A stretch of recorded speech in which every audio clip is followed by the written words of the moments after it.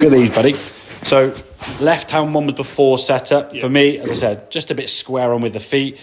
And if I saw that setup, I'm thinking the guy's like a 60, 70-yard shot. Yeah, because you're able to create speed and momentum over that length. To try and play a shot over a bunker 20 yards, your body has to move almost just too aggressively. So when you swing, there's a lot of spinning with that. You see your left foot now. The fact your left foot does that as you're in the golf ball means there's not much pressure on that left side. The fact your hip is going kind of this way in the backswing as you're at the golf ball is kind of pivoting around that way means your low point is inevitably going to be more likely behind the golf ball. Therefore, you're going to fat it. This time when you have the ground soft, you don't want to fat it.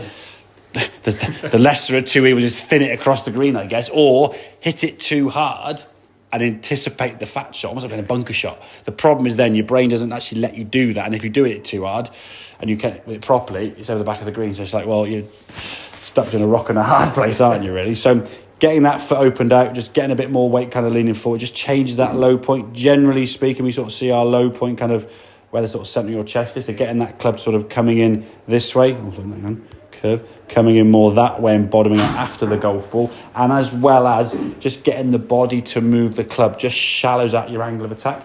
So if you do happen to come a little bit before the ball, you're still striking the ground, but on an angle like this as opposed to like that. Yeah. So the club's coming in a lot shallower, a lot flatter. You turn your torso as you come through here now. There's your strike. You can see the impact now. Your hands are slightly ahead. Your sternum's on top of the golf ball, whereas this one here now, even your legs look a little bit kind of leaning back, trying to help it over the bunker. Maybe that's sort of the mindset sometimes.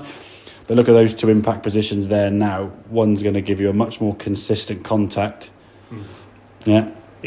This one is trying to pull your hands forward and spin your lower half. This one here now, your foot doesn't really move your left foot, because your pressure now is on that left foot. Exactly. So just moving that low point left of the golf ball as you look down, change that setup, get the body to move, and then eventually you'll just find a more consistent strike. As we saw the first couple when you were nipping them, they were coming off almost too well and not going far enough, because you're used to hitting it a little thin and therefore taking power off, So just get that connection better, open the foot out, turn the torso, get that club working round the body a bit more, and then you just start finding the strike. And again, this time of year it's difficult. And there are times this time of year, I think, where you almost got to look at it and go, if you're in a situation like this on the golf, say for example your golf ball was just kind of off the side of the bunker here, and a direct line to the flag would be over part of the bunker.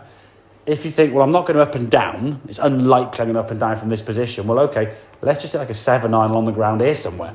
And then 2-putt for a bogey potentially, Take big number out of play, And that's the key thing I think this time when you're playing, not to try and create a big number, especially around the green, because it's so frustrating when you've hit 2 good shots, maybe on a par 5 green high, and you think you've got to go for a birdie, and then you walk away like a triple. You're like, oh my God. Okay, mate, makes sense, yeah? Good stuff, mate.